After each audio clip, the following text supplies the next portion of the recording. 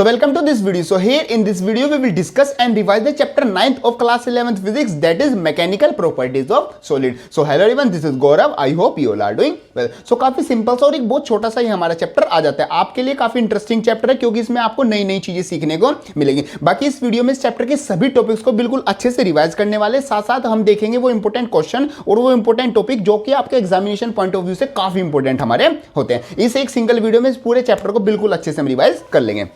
बाकी जो नोट्स है और जो भी सब हेल्पफुल कंटेंट है उन सब का लिंक आपको डिस्क्रिप्शन में मिल जाएगा। आगे चैप्टर की स्टार्ट करते हैं। देखो रिवीजन हम स्टार्ट करते हैं चैप्टर का। देखो सबसे पहली जो टर्म आती है वो आती है हमारे पे डीफॉर्मिंग फोर्स। डीफॉर्मिंग फोर्स का मतलब क्या होता है? जैसे आपने फोर्स पढ़ा है, फोर्स का मतलब होता है एनी पुश और pull upon object is known as force, या फिर कोई ऑब्जेक्ट जो कोई फोर्स है किसी ऑब्जेक्ट की शेप या साइज को चेंज कर दे, उसको हम सिंपली अगर हम कुछ लगा रहे तो उसको हम बोलते हैं फोर्स। तो वही चीज हमारी यहां पर आती है कि अगर हमारा कोई एक ऐसा फोर्स जो किसी ऑब्जेक्ट की शेप या फिर साइज में चेंज कर दे, उसी फोर्स को हम बोलते हैं डीफॉर्मिंग फोर्स। फॉर एग्जांपल कोई भी ऑब्जेक्ट है, जैसे यहां पर मैं ऑब्जेक्ट लेता हूं, हाँ मेरे पास फॉर एग्जांपल मेरा ये मार्क्स ही हो गया, तो इस पर मैं फोर्स लगा रहा हूं, उसको मैंने फोल्ड कर दिया तो इसकी क्या होगी, शेप चेंज हो गई। तो यहां पर जो मैंने फोर्स लगाया उसका हम स्पेशल नाम दे देते हैं डीफॉर्मिंग फोर्स। आगे बात करते हैं इलास्टिसिटी। इलास्टिसिटी का मतलब क्या है? जैसे यहां पर मेरा ये स्केल है तो मैं यहां पर फोर्स लगा रहा हूं तो ये हल्का सा, आप देखो तो हल्का सा बेंट हो रहा है, तो यहां पर मैंने इस पर क्या लगाया, डीफॉर्मिंग फोर्स लगा दिया। तो अगर मैं अपना डीफॉर्मिंग फोर्स हटा देता हूं, ये स्केल क्या हो जाता है, फिर से सीधा हो जाता है। तो जो इसके अंदर की जो प्रॉपर्टी है, जो इसको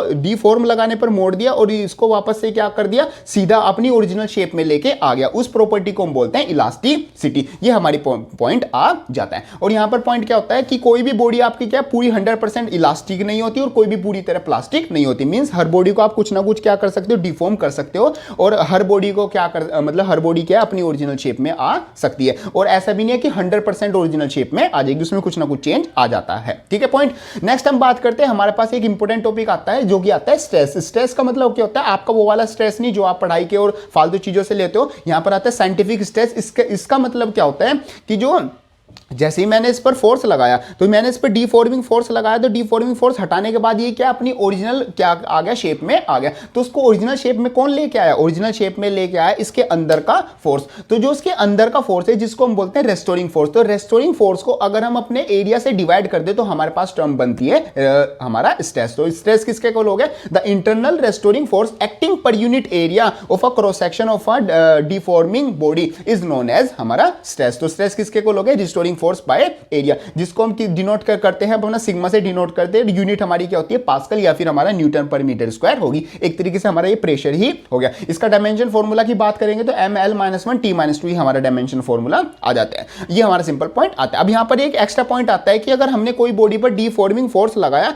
और वो क्या हो गया, पूरी जितना हमने डीफॉर्मिंग फोर्स लगाया उतना ही उसकी बॉडी ने अंदर से क्या लगाया, रेस्टोरिंग फोर्स लगाया, जो कि बेसिकली उतना ही लगता है, तभी वो अपनी ओरिजिनल शेप में आ जाता है। तो वहां पर हम अपना क्या जो रेस्टोरिंग फोर्स है उसकी जगह हम अपना डीफॉर्मिंग फोर्स भी यूज कर सकते हैं, क्योंकि दोनों की वैल्यू क्या है, सेम ही है। ये हमारा एक पॉइंट आता है। आगे बात करते हैं और साथ में एक पॉइंट और ऐड कर लेना, जो हमारा स्ट्रेस होता है वो एक स्केलर क्वांटिटी होती है। आगे बात करते हैं स्ट्रेस के टाइप्स। देखो स्ट्रेस के काफी टाइप्स होते हैं। सबसे पहले बात करेंगे टेंसाइल स्ट्रेस। टेंसाइल स्ट्रेस का मतलब वो है कि अगर मैं डीफॉर्मिंग फोर्स लगा रहा हूं, मैं एग्जांपल दूं किसी चीज का, हाँ चलो ये मास्क का एग्जांपल ही लेते हैं। तो मैं अगर इस पर डीफॉर्मिंग फोर्स लगा रहा हूं तो मैं मान लो इस साइड डीफॉर्मिंग फोर्स लगा रहा हूं, उसकी लेंथ जिस तरफ मैं फोर्स लगा रहा हूं उसी तरफ हमारी लेंथ इंक्रीज हो रही है, तो उसको हम बोलेंगे अपना टेंसाइल स्ट्रेस। मतलब यहां पर हो गया टेंसाइल स्ट्रेस। नेक्स्ट हम बात करते हैं कंप्रेशनल स्ट्रेस। कंप्रेशनल स्ट्रेस का मतलब है कि मैंने क्या करा, बॉडी को मतलब कि क्या किया, कंप्रेस कर दिया। मींस उसकी जो लेंथ होगी वो छोटी होगी, तो वहां पर जो स्ट्रेस लगेगा उसको बोलेंगे compressional stress. Next hydrostatic stress.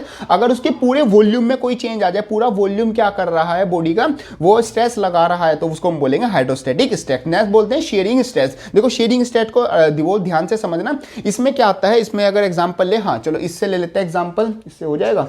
हाँ तो ये कुछ इस तरीके से, फॉर एग्जांपल ये मेरी कोई बॉडी हो गई, ठीक है, इस तरीके से मेरी बॉडी हो गई है, तो ये नीचे ऐसे रखी हुई है। तो शेयरिंग स्ट्रेस का मतलब क्या होता है, जो इस पर जो फोर्स लगती है वो टेंजेंशियली लगती है। टेंजेंशियली का मतलब ये कुछ इस तरीके से फोर्स लगी, तो मान लो इसने इसकी जो अपर वाली लेयर है उसको इतना शिफ्ट कर दिया, तो ये जो जितना शिफ्ट हुआ है, मान लो इसकी ओरिजिनल शेप तो ये थी, अब ये इतना शिफ्ट हो गया, तो यहाँ पर कितना चेंज आ गया, ये मेरा इतना सा बॉडी का चेंज आ गया। तो ये जो साइज का चेंज आया ये, और इसकी जो टोटल हाइट है, मतलब यहाँ से लेके यहाँ तक, जो कोई स्पॉन्सर वीडियो नहीं है, मतलब मतलब कि ये अलग चीज़ है, ठीक है, समझो चीज़ों को। तो यहाँ से जो इसकी टोटल हाइट है ये, और जो इस बॉडी में जितना चेंज आया मीन्स यहाँ से यहाँ तक इतना चेंज आया, इन दोनों के रेशियो को हम बोलते हैं अपना शेयरिंग स्ट्रेस, मीन्स यहाँ पर कितना चेंज आया। नेक्स्ट हम बात करते हैं स्ट्रेन। स्ट्रेन का मतलब होता है कि किसी बॉडी में जितना जो चेंज आया मीन्स उसकी जो ओरिजिनल शेप थी वो क्या थी, और उसकी जो शेप चेंज होगी कितना उसमें चेंज आ गया, उसको हम बोलते हैं स्ट्रेन, जो कि किसके इक्वल होता है एक तरीके से the ratio of the change in any dimension produce in a body to the original dimension. तो strain is equal to change in dimension upon original dimension. इसके भी हमारे काफी टाइप्स आते हैं। सबसे पहले आता है longitudinal strain, means change in length. तो हमारी जो ओरिजिनल लेंथ है उसके नीचे हम जो चेंज इन लेंथ आया उसके नीचे अगर हम वो अपनी ओरिजिनल लेंथ को डिवाइड कर दे तो हमारे पास आ जाएगा लॉन्गिट्यूडनल स्ट्रेस। स्ट्रेस का सिंपल मतलब होता है एक तरह से चेंज कितना आया है बॉडी में। नेक्स्ट हम बात करते हैं वॉल्यूमेट्रिक स्ट्रेन। तो वॉल्यूम में कितना चेंज आया उसको हम बोलते हैं वॉल्यूमेट्रिक स्ट्रेन। नेक्स्ट आता है शेयरिंग स्ट्रेन। शेयरिंग स्ट्रेन हमारा वही हो गया क्या, जैसे बॉडी की टोटल हाइट और ये बॉडी का क्या है, कितना हमारी क्या हो इसमें ऊपर का जो ऊपर वाला पार्ट था टेंजेंशियली कितना आगे गया है ये पार्ट, इन दोनों को हम डिवाइड कर देंगे मीन्स एक्स ये हमारा क्या कितनी शेप में चेंज आया है, और टोटल एल मतलब कि इन दोनों के जो दोनों सरफेस थी अपर सरफेस लोअर सरफेस उन दोनों के बीच का डिस्टेंस, उन दोनों को हम उन दोनों का अगर रेशियो निकाल दे तो हमारे पास आएगा थीटा, मींस हमारे पास क्या आएगा शेयरिंग स्ट्रेन। ही हमारा पॉइंट आता है। नेक्स्ट हमारे पास कुछ लॉज आते हैं जैसे हुक्स लॉ और बोल सकते हैं मॉडुलस ऑफ इलास्टिसिटी। तो हुक्स लॉ के अकॉर्डिंग बात क्या आती है कि जो हमारा स्ट्रेस होता है वो डायरेक्टली प्रोपोर्शनल होता है स्ट्रेन के, मींस जितना जितना मैं बॉडी पर फोर्स लगाऊंगा उतनी उतनी मेरी बॉडी में क्या आएगा स्ट्रेन आएगा, उतनी उतनी बॉडी क्या होगी डिफॉर्म होती जाएगी। तो स्ट्रेस क्या होता है डायरेक्टली प्रोपोर्शनल होता है स्ट्रेन के विद इन इलास्टिक लिमिट, उसको हम बोलते हैं हुक्स लॉ। तो उसके अकॉर्डिंग हमारे 3 मॉडुलस ऑफ इलास्टिसिटी आते हैं, जो कि सबसे पहले आता है हमारे पास यंग मॉडुलस। तो यंग मॉडुलस का मतलब होता है अगर आपका जो स्ट्रेन आया है वो लेंथ में आया, मींस आपकी जो चेंज है वो लेंथ में आया हुआ है, तो उसको हम बोलते हैं यंग मॉडुलस, जिसको हम गामा से डिनोट करते हैं। सेकंड आता है बल्क मॉडुलस। अगर आपका जो चेंज है वो वॉल्यूम में चेंज आया तो उसको बोलेंगे बल्क मॉडुलस, जिसको हम के से या फिर बी से डिनोट करते हैं। थर्ड आता है modulus of rigidity. Modulus of rigidity का मतलब है जो आपका शेयरिंग स्ट्रेन था ना, तो अगर वहां पर शेयरिंग स्ट्रेन आया है, शेयर स्ट्रेन जो टेंजेंशियली वाला था जिसको हम डिनोट करते हैं ईटा से, वहां पर उसको अगर आपका स्ट्रेन जो आया शेयरिंग में आया तो वहां पर जो मॉडुलस लगेगा उसको हम बोलते हैं मॉडुलस ऑफ रिजिडिटी, जिसको हम ईटा से डिनोट करते हैं। अब इंडिविजुअली हर किसी के बारे में समझते हैं क्योंकि यही टॉपिक आपका एग्जामिनेशन से इंपॉर्टेंट आता है, मींस यहीं से आपका एक क्वेश्चन पक्का आएगा। ठीक है, देखो सबसे पहले आता है हमारा यंग मॉडुलस, जिसको गामा से डिनोट करते हैं। इसकी जो वैल्यू होती है अगर हम समझे, it is basically measure the opposition offered in the change of length of the body. Means अगर मैं किसी बॉडी की लेंथ में कोई चेंज कर रहा हूं तो जो वहां पर अपोजिशन ऑफर्ड हो रहा है, लेंथ की चेंज करने में अपोजिशन ऑफर्ड हो रहा है, उसी को हम बोलते हैं उसका यंग मॉडुलस। अगर मैथमेटिकली बात करें तो सिंपल आ जाएगा ratio of the longitudinal stress upon longitudinal strain, means change in length हमारा कितना हुआ है और उसको हम डिवाइड कर दे हमने कितना फोर्स लगाया, तो सिंपल हमारे पास आ जाएगी यंग मॉडुलस, जिसकी जो वैल्यू होती है gamma is equal to mg capital L upon pi r square into small l। इसमें जो m हो गया वो मास हो गया बॉडी का, g मतलब ग्रेविटी और l मतलब हमारा क्या हो गया जो उसकी ओरिजिनल लेंथ थी वो, और ये 4 मतलब पाई तो हमारी सिंपल वैल्यू, r मतलब उसकी जो रेडियस थी वो जो क्रॉस सेक्शन एरिया था, और जो स्मॉल l हो गया मतलब हमारे बॉडी की जो चेंज इन लेंथ आई है वो कितनी आई है वो। नेक्स्ट एक टर्म आती है इलास्टोमर्स। इलास्टोमर्स का मतलब क्या होता है जिसमें अगर हम कोई थोड़ी सी फोर्स लगाएं या फिर हम उसमें क्या लगाएं स्ट्रेस लगाएं, उसमें क्या बहुत ज्यादा स्ट्रेन आ जाए, मींस हम किसी बॉडी को क्या बहुत ज्यादा स्ट्रेच कर सकते हैं तो उन बॉडी को हम बोलते हैं इलास्टोमर्स। जैसे कि फॉर एग्जांपल हमारी ब्लड वेसल्स, तो वो क्या करते हैं बहुत ज्यादा लंबी होती है, मींस उस पर कितना भी हम क्या लगा ले स्ट्रेस लगा ले उनका जो स्ट्रेन है वो बढ़ता ही जाता है, मींस वो एक तरीके से हुक्स लॉ को बहुत ज्यादा फॉलो करती है। ये आ जाती है हमारे पास इलास्टोमर्स। नेक्स्ट एक पॉइंट आता है परसेंटेज इंक्रीज इन लेंथ। तो लेंथ में कितना इंक्रीज आया वो सिंपल है, जो चेंज इन लेंथ है अगर उसको हम डिवाइड कर दे ओरिजिनल लेंथ से और मल्टीप्लाई कर दे 100 से, तो हम अपना चेंज इन लेंथ की परसेंटेज निकाल सकते हैं। नेक्स्ट हमारे पास चीज आती है bulk modulus. Bulk modulus simple denote करते हैं के या बी से, और जो उसकी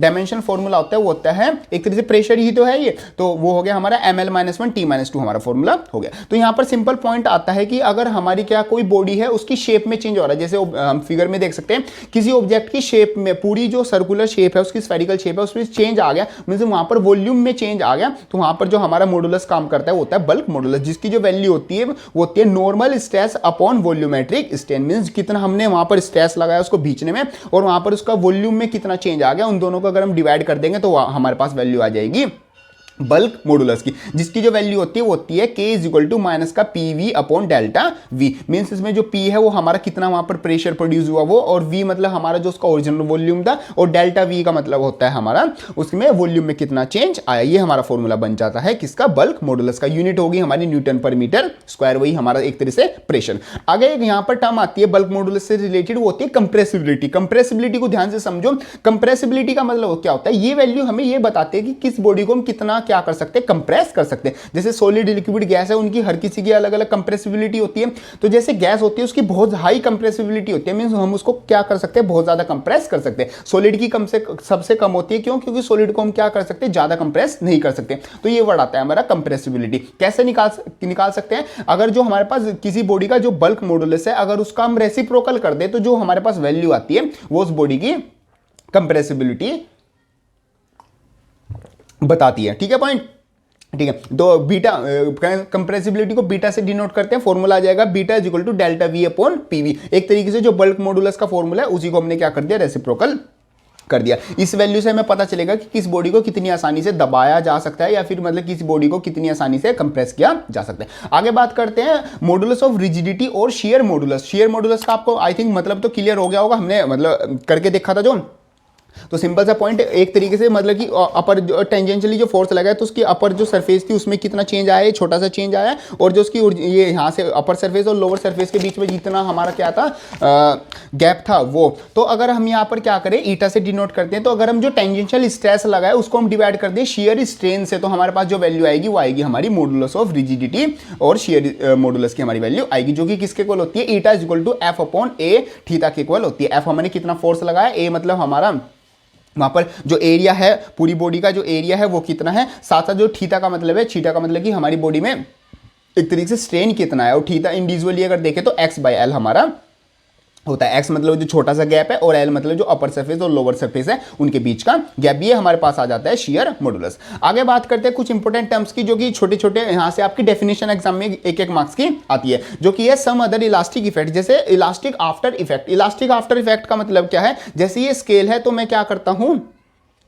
यहां पर मैंने क्या कर दिया, मैंने इसको रोटेट किया, मतलब कि मैंने इस पर डिफॉर्मिंग फोर्स लगाई। तो मैं इस पर लगातार डिफॉर्मिंग फोर्स लगाऊंगा तो कुछ टाइम बाद ये क्या कर देगा, अपनी ओरिजिनल शेप में जाने में मतलब क्या लगाएगा, थोड़ा टाइम लगाएगा। मींस ये क्या हो जाएगा, थोड़ी डिले कर देगा अपनी ओरिजिनल शेप में जाने में। तो ये जो डिले आता है इसको हम बोलते हैं इलास्टिक आफ्टर इफेक्ट। नेक्स्ट बात करते हैं इलास्टिक फटीग। इलास्टिक फटीग का मतलब क्या है, अगर मैं इस पर ज्यादा फोर्स लगा दूं तो ये क्या कर जाएगा, एक ऐसी शेप में चला जाएगा। मींस इस पर इतनी ज्यादा फोर्स लगाने से इसमें इतना ज्यादा स्ट्रेन आ जाएगा कि अपनी ओरिजिनल शेप में जा ही नहीं पाएगा, एक तरीके से टूट गया। या फिर अगर कोई चीज लो उसको बहुत जान लगा के ऐसे मोड़ दो तो वो क्या हो जाएगी, अपनी ओरिजिनल शेप में नहीं जाएगी। तो ओरिजिनल शेप में नहीं जाना, उसी प्रॉपर्टी को हम बोलते हैं इलास्टिक फटीग। नेक्स्ट पॉइंट आता है डक्टाइल मटेरियल। डक्टाइल मटेरियल का मतलब क्या होता है, जहां पर आप कितना भी डिफॉर्मिंग फोर्स लगाओ वो बॉडी क्या करती है, उसमें स्ट्रेन आता रहता है। मींस वो बॉडी उसको सहती रहती है बिना टूटे, तो उस बॉडी को हम बोलते हैं डक्टाइल मटेरियल। उसमें जो हमारे पास जो प्लास्टिक रीजन होता है वो हमारा काफी लंबा होता है। मींस वो क्या होती है, अपनी बॉडी में चेंज सहती रहती है और अब उसकी बॉडी में चेंज आता रहता है। जैसे हम ग्राफ के अकॉर्डिंग भी देखें तो स्ट्रेस स्ट्रेन का ग्राफ आता है, जो कि हम आगे बिल्कुल अच्छे से समझेंगे भी।